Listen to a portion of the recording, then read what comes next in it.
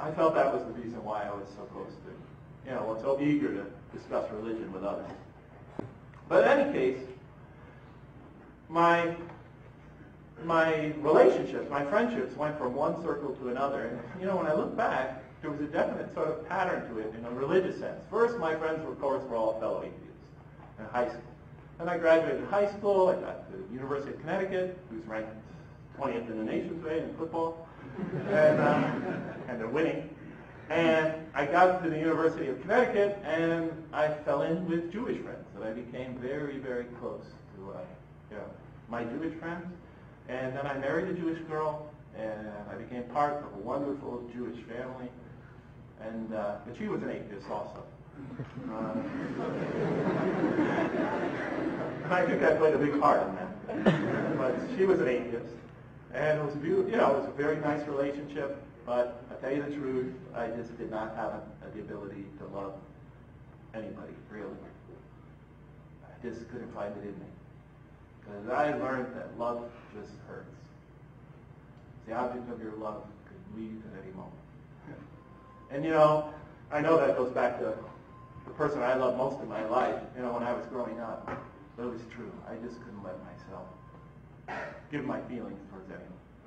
So the marriage ended 2.5 years later on good terms, but it was a nice experience, a beautiful family. I left them. I got to learn a lot about the Jewish perspective, much understood, much misunderstood. And then I left that family, and then I began to fall in with Buddhists and Hindus at Purdue University, where I went to graduate school. And then towards the end, I met a couple of Muslims. And to tell you the truth, their religion seemed no more irrational than anybody else's, and that surprised me because, I had always felt that was by far the most barbaric faith on the earth. But I realized that they had a certain rationale and way of explaining themselves, and they weren't nearly as bad as I thought they would be. But when I went to the University of San Francisco to begin my first job as an assistant professor, I sort of took up where I left off. And I got adopted, or I don't know if they adopted me or I adopted them, but I fell in with a Muslim family, and we became very close. And they were not much older than I was. Their father had died, their oldest male, and that's an important position in a Muslim Saudi Arabian family. The oldest male was about 22, 23, about 4 years younger than I was. The oldest sister was about 25, 24, just a few years younger than I was. They're all sort of my age. And of course they had a mom who was quite a bit older, but she wasn't there when I first met them. So I fell in with them and we became very close. It was a wonderful relationship. And then we started talking about religion.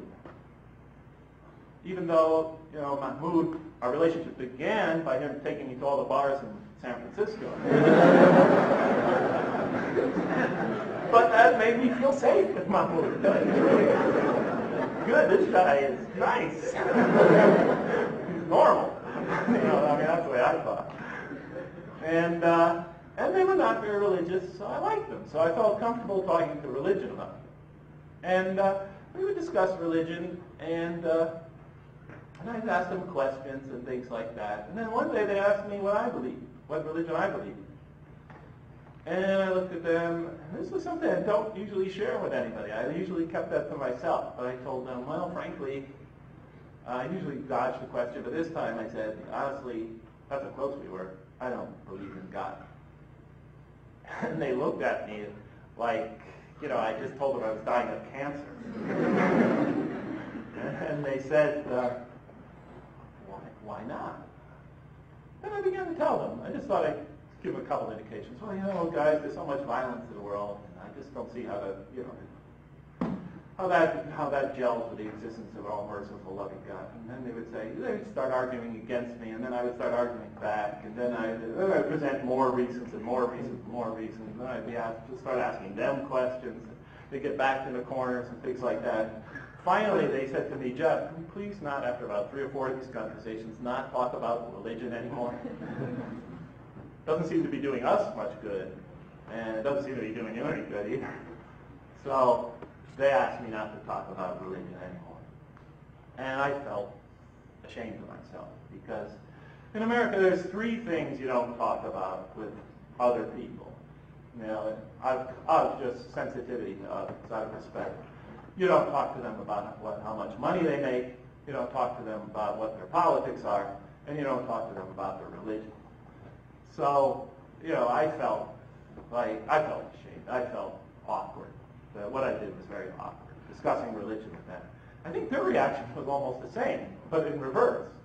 I think they felt like, oh, we feel so ashamed of ourselves. We cut off the conversation. This guy wanted to talk. You know, the Saudis are so hospitable and so sensitive to their guests.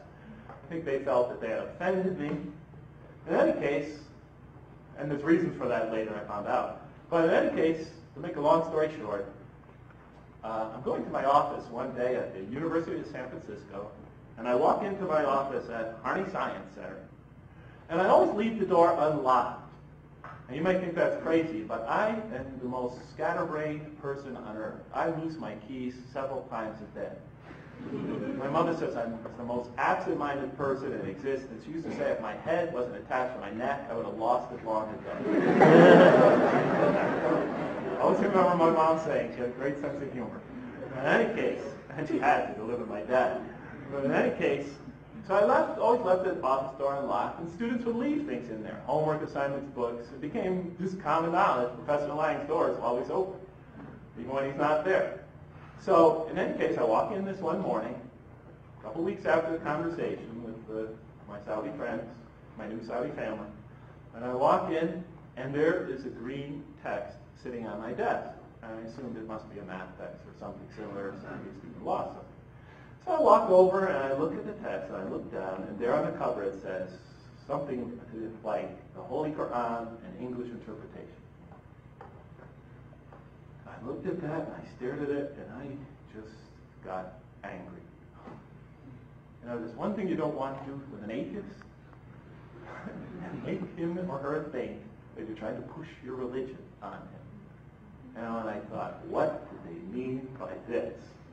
I think I stood there for about 15 minutes without sitting down, looking at the Quran, thinking, what do they mean by this? Do they think I'm trying to say I have to become a Muslim if our friendship is to continue?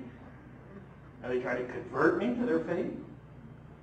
And I was really unnerved. Then I thought about it. Think about it rationally, Jeff. They go out to bars. I haven't seen any of them pray, even though they talk about it.